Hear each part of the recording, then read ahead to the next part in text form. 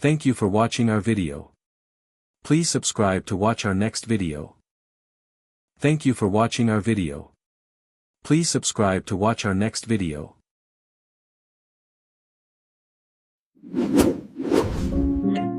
Thank you so much for watching. Subscribe to Black Jewelries and join us for more powerful. Elias Combs owned 47 ranches across 11 states, and not one of his employees would have recognized him standing in his own kitchen closet at 6:14 on a Thursday evening, holding a canvas field jacket that was older than most of the people who worked for him. The jacket had a tear along the left cuff that had never been mended. The collar had gone the color of weak coffee. He had kept it for 34 years, hanging behind $600 worth of tailored wool, and for the first time since the year his first restaurant opened, he was putting it back on. His driver and longtime attorney, a sharp, unflappable woman named Diane Foster, stood in the doorway with her arms crossed. She had worked for Eflis for 16 years.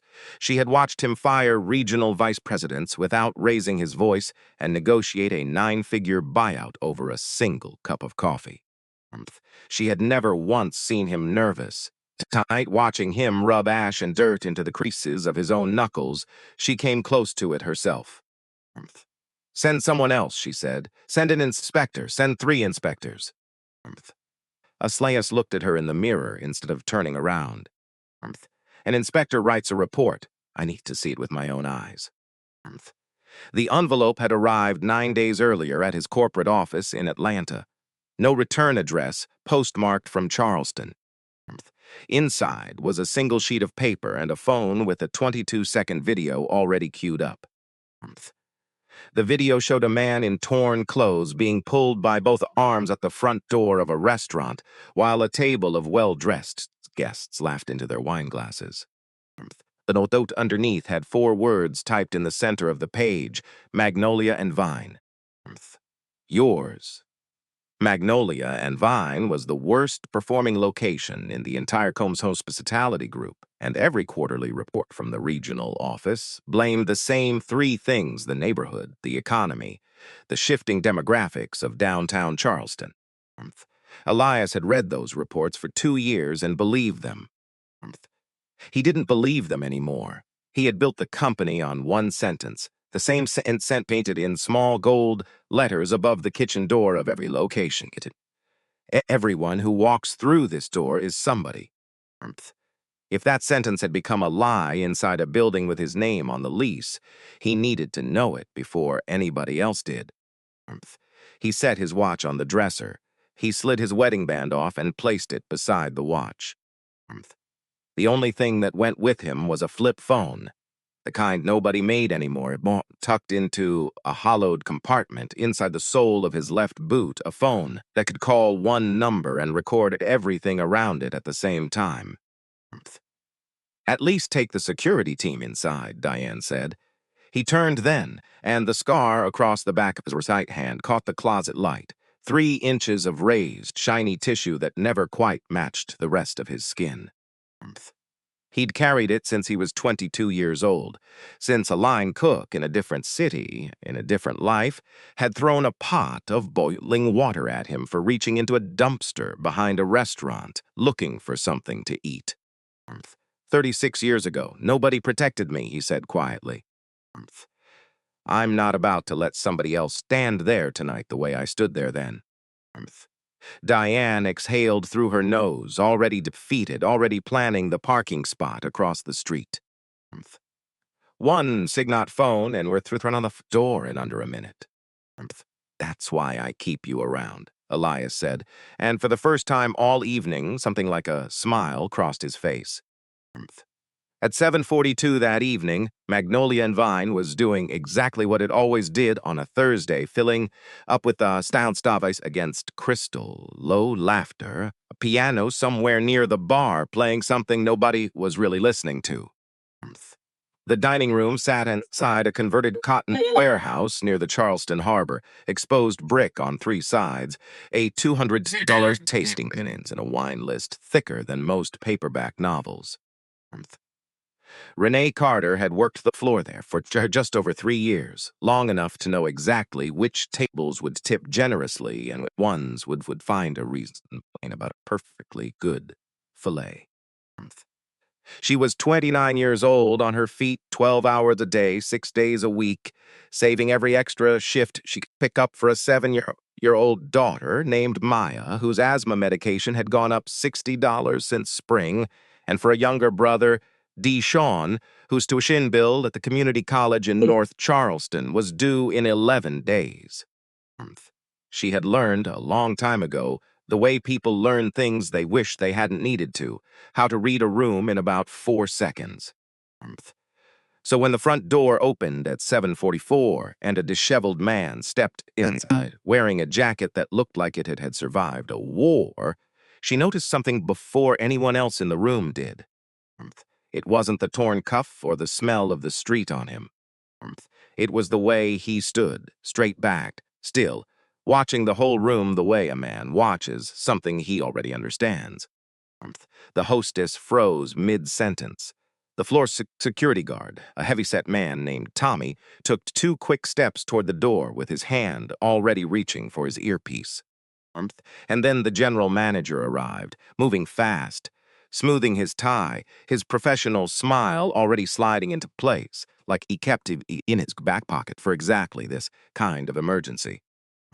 Grant Holloway had run Magnolia and Vine for 5 years. He was the kind of manager who could charm a corporator for 45 minutes and then turn around and write up a busboy for taking a 6-minute break. Renee had watched him do both in the same shift more than once. "Sir," Grant said, his voice syrup smooth, "I'm afraid this establishment might not be quite what you're looking for tonight." The man in the torn jacket didn't blink. He reached into an inside pocket and produced a fold of cash thick enough to make thart-scudder sausations at the bar stop mid-sentence. "Table for one," he said, "the dry-aged ribeye, $215. I'll pay before the food comes out." A restaurant cannot legally turn away a paying customer, and Grant Holloway knew that better than anyone in the room, which meant every muscle in his jaw fought against every instinct in his body as he said, "Right this way," and led the man not to an open table by the window, but to the worst seat in the house, a 2-top wedged between the kitchen swing doors and the hallway to the restrooms, where the noise never stopped and the smell of the dish pit occasionally drifted through. Grant caught Renee's eye across the room and crooked 2 fingers at her. "You're always going on about helping people," he said, low enough that only she could hear it. "Here's your chance." He meant it as a punishment. They both knew it. Renee walked to the table with a water pitcher and set the glass down without meeting the stranger's eyes. Then he looked up at her, and something about the way he held her gaze made the hair rise on the back of her neck. Not fear exactly, recognition of something she couldn't name yet. 90 seconds later, back near the kitchen pass, Grant pulled the sous chef aside into the one corner of the kitchen the security cameras didn't quite reach. Marcus Webb was 28, talented enough to run his own kitchen inside 3 years if the industry ever gave him the chance, and currently 31 weeks away from becoming a father for the first time. His wife, Alicia, had been put on modified bed rest 2 weeks earlier, which meant every dollar of his paycheck mattered in a way it hadn't 6 months ago. "The ribeye for the guy in the corner," Grant said. "Use the one that got sent back last night. It sat out on the pass almost 2.5 hours before anybody remembered to bag it." Marcus felt something drop in his stomach. "Grant, that's not safe." "That meat's compromised. So he gets a stomach ache," Grant said, already turning to leave. "Who's a health inspector going to believe, us or a guy who probably slept under a bridge last week? Consider it charity. Best steak has had all year." He paused just long enough to let the next part land the way he wanted it to. "Or we can talk about that $2,200 bottle of Bordeaux you dropped in March." "I covered that for you, Marcus. Don't make me regret it."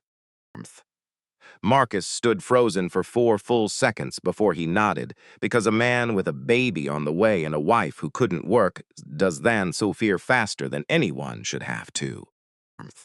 He didn't know that Renee was standing on the other side of the spice rack, close enough to hear every word, her heart pounding so loud she was sure it would give her away. She pressed her spine against the wall and made herself breathe.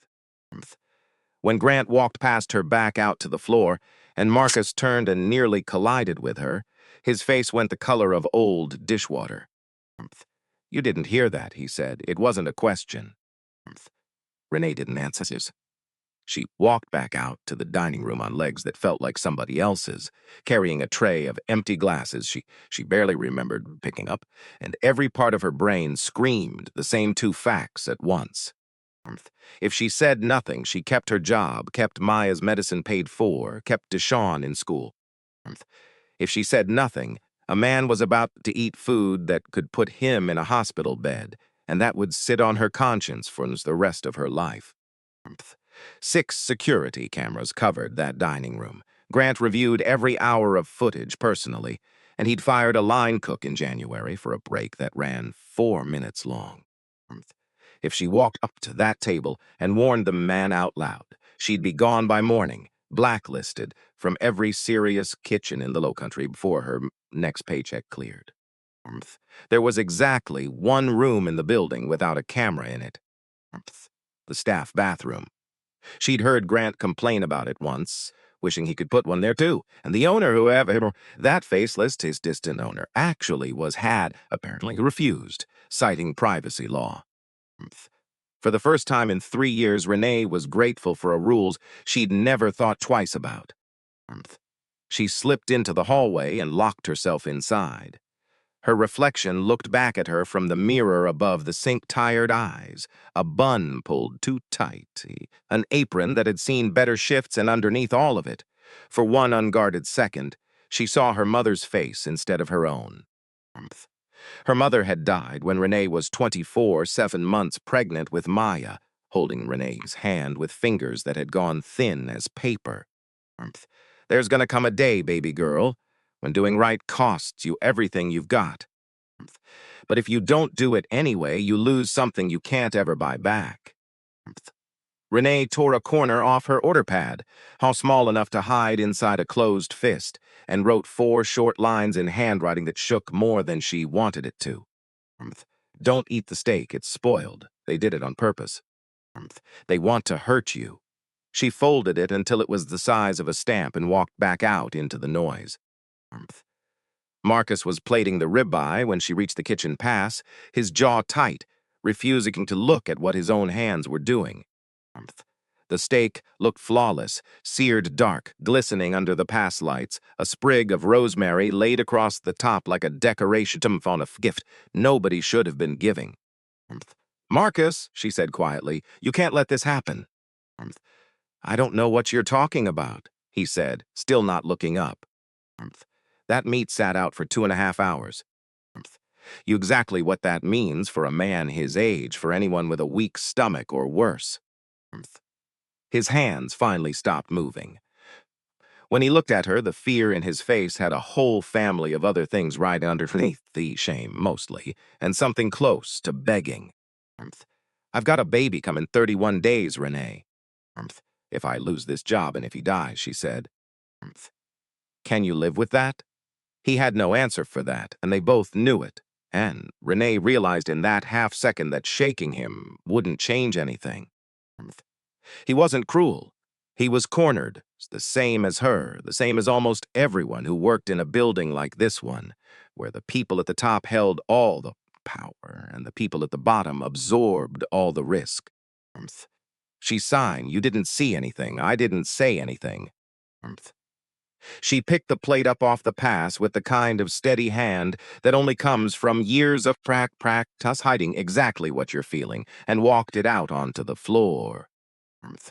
10 feet from the table. 5 feet. She set the plate down with the same practice motion she'd used 1,000 times before, said, "Your ribeye, sir, medium rare as requested," loud enough for the two nearest tables to hear, and as she laid the silverware down beside his hand, her fingers brushed his palm and left the folded paper behind. His hand closed around it before she'd even fully pulled hers away. "Enjoy your meal," she said, and held his eyes for 1 second longer than a server should. Then she walked away with her heart slammed so hard against her ribs. She was certain someone at the next table could hear it too. Elias waited until she'd crossed most of the room before let his hand drop below the table edge and opened the note. "Don't eat the steak, it's spoiled. They did it on purpose. They want to hurt you." He read it 3 times. Something cold settled into his chest that had nothing to do with anger. Not yet something older, something he had buried 36 years ago and thought he'd finally outrun. He remembered being 19 years old and starving, kneeling behind a restaurant dumpster in a different city entirely, and in the sadoid boxbus maux behind him, and the scream that had come out of his own throat when the water hit his hand. He remembered the laughter that followed it. He remembered being told by grown men in white coats that he deserved exactly what he got for being poor enough to need it. He set his fork down without touching the meat. For 20 full minutes, he simply sat there, sipping water, watching the remuloyum and watch as a fuse burned down. Grant Holloway watched him too from behind the host stand, growing more uneasy by the minute. The stranger should have been sick by now, or at least halfway through the plate. Instead, he sat perfectly still, patient, like a man waiting for a curtain to rise. At the 11-minute mark, a woman 2 tables away that tried diamonds at her throat, her husband beside her, saying nothing, leaned toward Grant and hissed loud enough for half the room to hear that the smell alone from that man's table was ruining $400 worth of dinner. Grant apologized to her with real warmth in his voice, then crossed the room to table 9 with none of it left in his face at all. "Sir, I'll need you to finish up and settle your bill." "I've already paid," Elias said evenly, in full before the food arrived. "We have other guests waiting.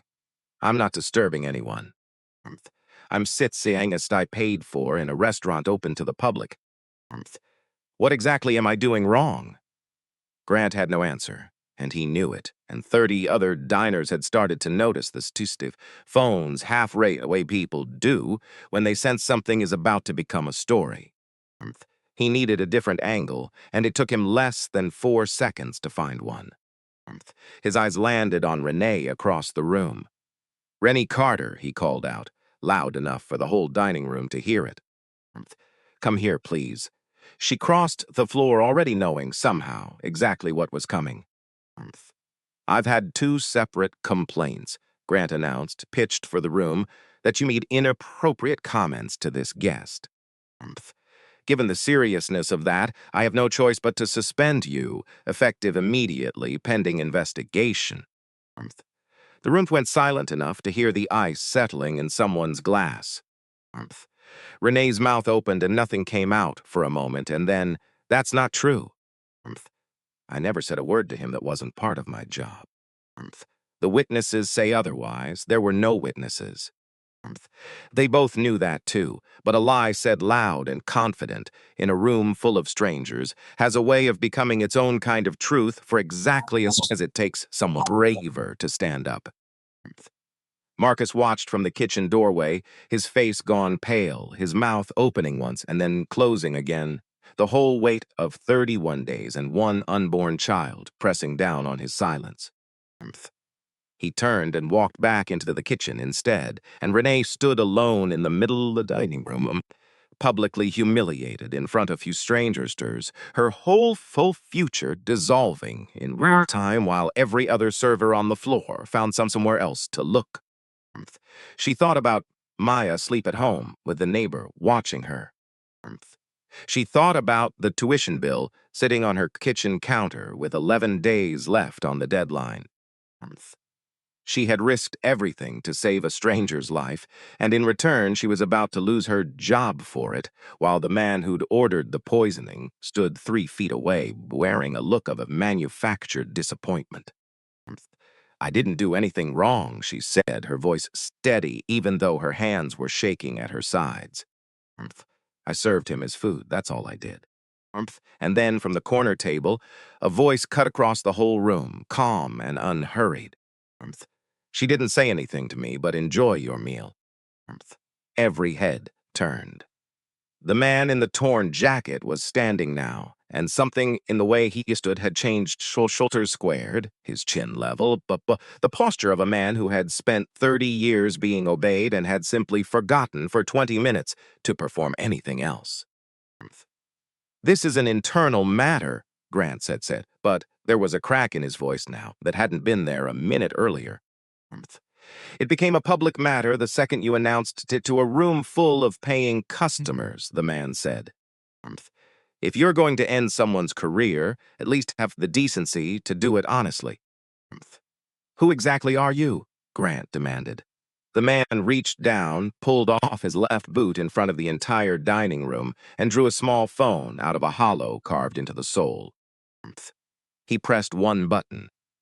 30 seconds later, the front door opened, and Diane Foster walked through it in a charcoal suit, 2 attorneys behind her carrying briefcases, 4 members of a private security detail behind them. They had been parked across the street the entire time, listening through an open line. Diane came across the room and stopped beside him, her voice pitched to carry to every table.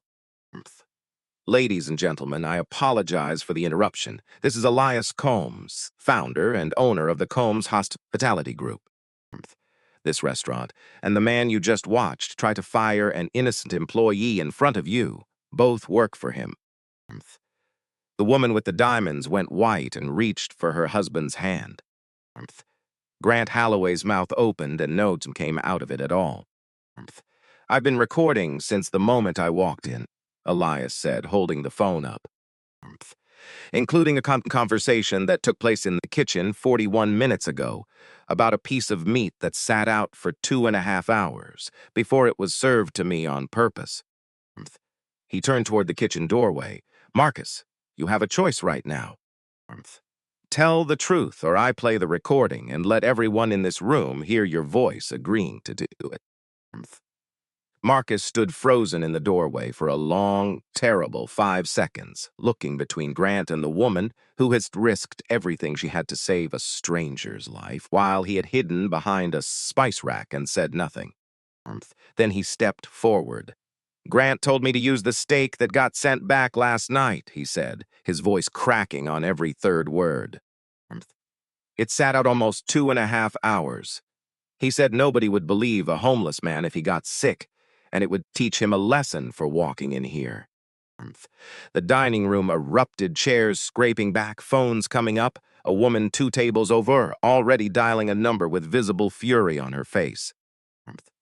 Diane's security team quietly closed off both exits, not to trap anyone, only to keep the moment from dissolving into chaos before the police arrived.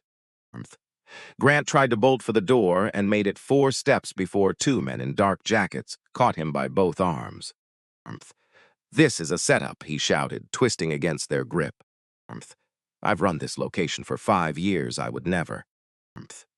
The recording doesn't care how long you've worked here, Elias said, walking toward him slowly. And neither do the financial records my team has been auditing for the past 9 days. Falsified inventory, skimmed vendor invoices, nearly $200,000 over 3 years, Grant. You didn't think anyone would ever check. Grant stopped fighting then, all at once, the way a man does when he finally understands there's nowhere left to run to. Elias closed the last few feet between them and held up his right hand, turning it so the old scar caught the light. 36 years ago, a man poured boiling water on this hand because I was hungry enough to look through his garbage for something to eat. He laughed while I screamed. I built this company so no one would ever have to feel that in a place with my name on the door. And you turned my restaurant into exactly what I swore I'd never allow again. Sirens were already growing louder outside by the time Diane finished reading Grant Holloway his rights under the eyes of 40 stunned strangers story for years without ever fully agreeing on what they'd actually seen. An hour later, the dining room had emptied out. The other guests had been sent home with full refunds and quiet apologies. The staff had been told to go home for the night, that someone from corporate would be in touch about what came next. Only Renee remained, sitting near the front window with her hands folded in her lap, the adrenaline finally draining out of her and leaving something hollow behind in its place. Elias sat down across from her, his face washed clean of the dirt now, though he still wore the same torn jacket. Up close, without the disguise doing any of the work, she could finally see the whole of him, the sharp nose behind his eyes, the settled weight of a man who had built something out of almost nothing. You knew what that note could cost you, he said. Your job, your daughter's medicine, your brother's tuition. Why write it anyway? Because 36 years ago somebody didn't help you when you needed it, Renee said, and you've been carrying that ever since. I saw it the second I looked at you. He was quiet for a moment, studying her the way a man studies something rare. How? It's not a gift, she said. It's just what happens when you grow up having to read a room to stay safe. I've been doing it my whole life. He nodded slowly because he understood that kind of survival better than almost anyone alive. The restaurant's closing for renovations, new training, new leadership, top to bottom. I need someone to run it who already understands what it's supposed to be. He leaned forward slightly. That's not charity, and it's not a reward for tonight. It's a job. You can take it or you can walk away, and I'll never bring it up again. 11 days later, on the exact afternoon Deshawn's tuition was due, Renee's phone rang with a number she didn't recognize. Diane Foster's voice was crisp and businesslike on the other end, laying out a formal offer, general manager, full benefits, a salary that made Renee sit down hard on her kitchen chair before she'd even finished writing the number down. Mr. Combs wanted me to be clear there's no pressure attached to this, Diane said. It's entirely your decision. Renee thought about her mother's hand in hers, thin as paper, telling her that doing the right thing sometimes costs you everything and that not doing it costs you something worse. She had done the right thing, and instead of losing everything, she'd been handed a door she never expected to walk through. I'll take it, she said, but I want one thing added to the contract first. 3 months later, Magnolia and Vine reopened and under new lighting and soft sound than before. The same exposed brick, but somehow the room felt different now. Less like a stage and more like a place people wanted to sit down in. Renee stood near the door in a tailored black suit, greeting guests as they walked in. Her shoulders set in a way they hadn't been 3 months earlier.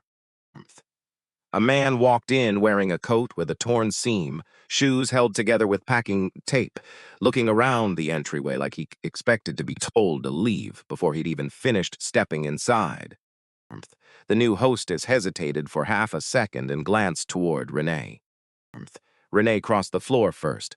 "Welcome in," she said, extending her hand. "Would you like a table by the window?" The man blinked at her, waiting for the catch that never came. "I don't have much on me tonight," he admitted quietly. "That's all right," Renee said. "We've got a community table for guests who need it." "Right this way." She led him to the best seat in the house, and on her way back to the door, she passed the one thing at the entrances that hadn't been there before, a small wooden frame holding a single scrap of paper, creased and worn, the handwriting inside it slightly shaky. "Don't eat the steak, it's spoiled. They did it on purpose. They want to hurt you."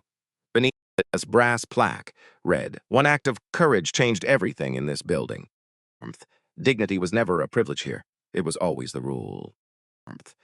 Every new hire at Magnolia and Vine stood in front of that frame during their first week on the job, and Renee told them the same stones it doit took some In the same steady voice, about the night, a man in a jacket walked through the front door of this restaurant, and a waitress with almost nothing left to lose decided that a stranger's life mattered more than her own fear. Because sometimes, she told them, the people with the least power in the room are the only ones brave enough to use what little they have. Disclaimer: this story is a work of fiction created for entertainment and educational purposes only. All characters, names, businesses, and events depicted are entirely fictional and do not represent any real person, living or dead, or any actual establishment. Any resemblance to real persons, organizations, or events is purely coincidental. This content is intended to explore themes of human dignity, workplace ethics, and social justice through narrative storytelling. It does not make factual claims about any individual, company, or institution.